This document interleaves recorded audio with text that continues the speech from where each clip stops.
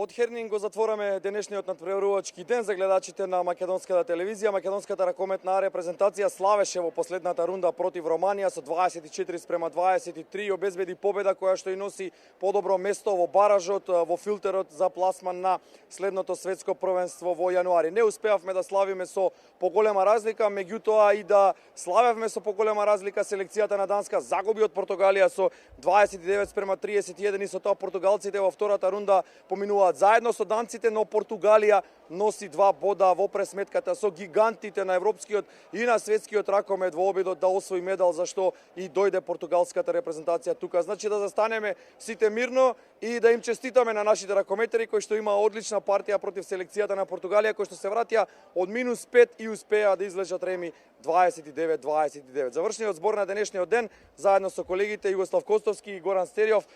Стериов ќе му дадеме предност на колегата Костовски. Голема победа е ова за Македонија, без разлика како изгледа одстрана или некој што ќе каже за овој триумф. Сепак победата и од еден гол разлика ни носи скоро сигурност и гаранција за континуитет на големите надпреварувања, што практично беше и првата наша цел при пласманот на европското првенство. Да, особено што сега имаме на некој начин и еден резултатски исчекор, односно оваа победа против селекцијата што ја совладавме сега во еден драматичен надпревар, иако добро почнавме Романија, се вративме полека на европските шампионати. Голема победа за нас, за самодоверба, за атмосфера, амбиент меѓу ракометарите и на крајот на криштата за еден добар успешен настап, една победа, едно реми, еден пораз, поразот е од Данска, која што видовме дека и не е толку вонземна репрезентација како што ние одигравме реми со селекцијата на Португалија, која сега овде ги замолкна 15.000 гледачи во Хернинг и успеа да слави против селекцијата на Данска. Значи, ова е спорт, ова е ракомет и добро е што има вакви резултати. Колега Стериов, сега може само да жалиме за евентуална победа која што можеше да извојуваме против португалците, да замислиме дека со 4 бода сега ќе бевме, каде ќе бевме со 4 бода во таква ситуација? Пак ќе бевме трети, ќе имавме само убав печаток, позитивна оценка и убав печаток, ама ќе имавме лоша гол разлика. Во секој случај, најдобра е оценката на Кирил Лазов. Добро е, ама не е многу добро. Значи, затоа што му тежи тоа што една нијанса секогаш фали. И против Португалија за да победиме, и против романците за да победиме повеќе, иако тоа ќе беше бадијал, ама еве, за впечатокот вкупен да биде така многу добар. Во таа ситуација ќе имаше 3 репрезентации со по 4 бода, меѓутоа ќе го оставиме тоа за некој други времења. Да. Колега Костовски, што понатаму за нашата репрезентација? Оваа генерација велиме достигнала некаков зенит. Да, добро, во ред, зенит во психолошка и физичка смисла, меѓутоа дали ова зенитот на можностите на репрезентацијата во ракометна смисла, во играчка смисла, дали можеме да дадеме нешто повеќе, нешто плюс, но да додадеме нешто на ова што го одигравме тука? Па мораме.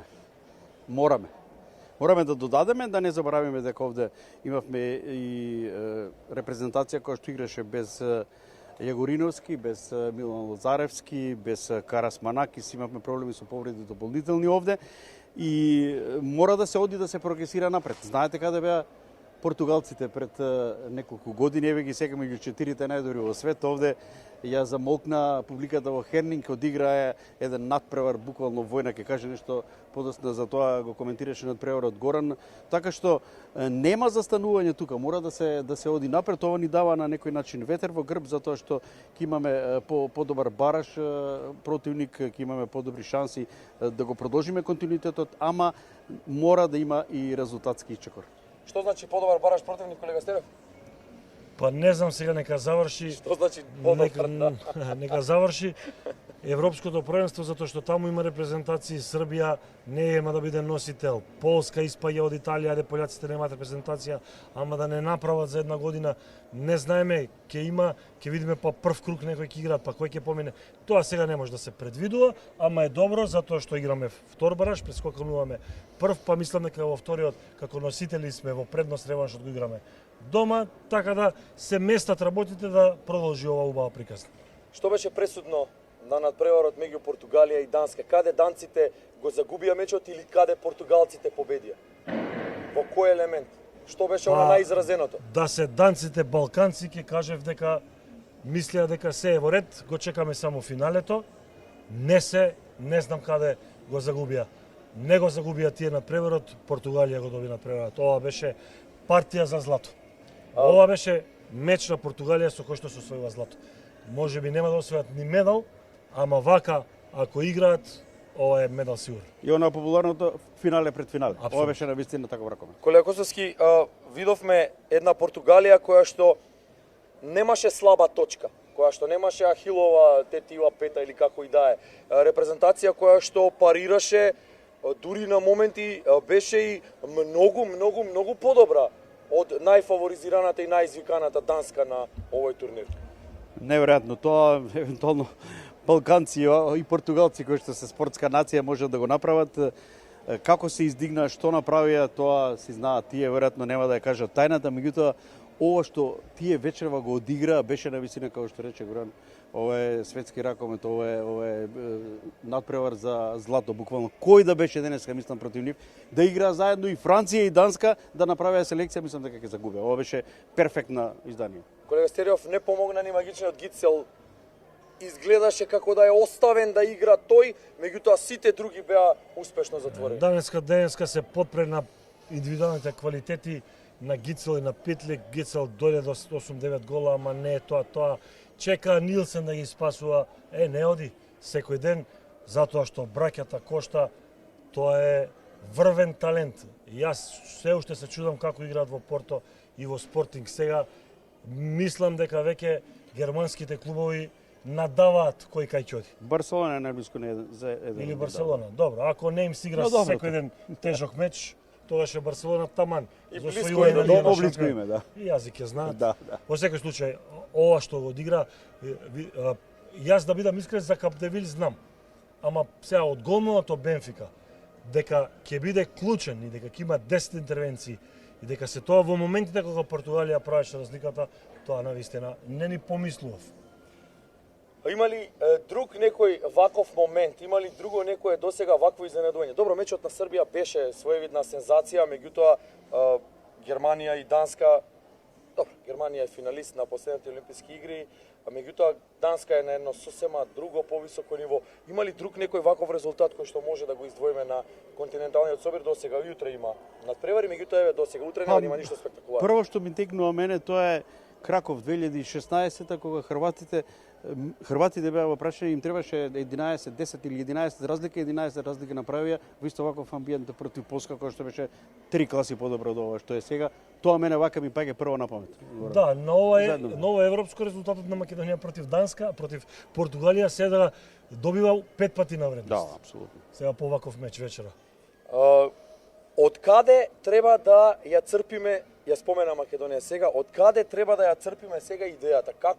Како да се однесуваме понатаму? Можеме ли да научиме нешто од тој наш надпревар против Португалија? Ние можеме. И од она што Португалија го одигра против Данска. Ќе научиме, ама дали можеме да го спроведеме? Мислам дека ние денеска Романија не ја победивме не затоа што немавме желба или не знаеме тактички да одиграме, туку затоа што паднавме после стандардно по 45-50 минута, ајде фалат играчи. Го изгубивме здивот во бркањето на резултат и промашувањата на почетокот на мечот. Сепак нашите ракометари играат во домашното првенство. Да, и добро, ако се секаш, Горан, ти беше до миг зоната, кажа нашиот селектор, како да се исплашивме дека можеме да ги згазиме, што се вели. И тоа му беше криво и на Кира баш долу кога бевме во миг зоната, а немаше потреба, се беше во наша полза. Значи до 11-та минута не примивме гол. Бранеше и Митревски. Игравме добро, немавме реализација. Можеби во тој период од 11 минути можеме да направиме не тоа дека сега ќе одевме ние во втора фаза, ама ќе ни покажеше како треба да играме, што треба да правиме. Имаме ние многу за работа.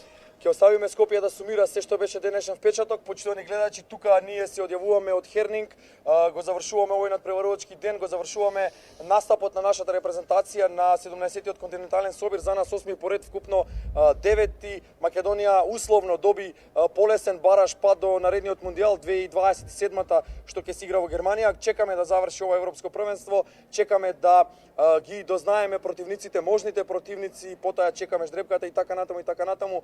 останува позитивниот впечаток на нашата репрезентација која што тука дојде за победа против Романија, но патем извојува и реми. Да, извојува и реми против селекцијата на Португалија, поразот од Данска беше и повеќе од очекуван. Толку од Хернин, Горан Стериов, Југослав Костовски и Бранко Чупески.